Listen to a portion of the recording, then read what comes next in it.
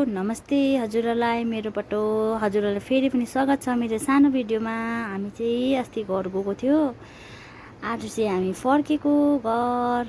आज त यस्तो दिन भएर छ हाम्रोतिर चाहिँ, हेर्नुहोस् है कस्तो राम्रो राम्रो भ्यूहरू देख्छ। हामी चाहिँ घर फर्केको आज, कस्तो धुम्म भएर छ, जाडो जाडो दिन भइरहेको छ हो।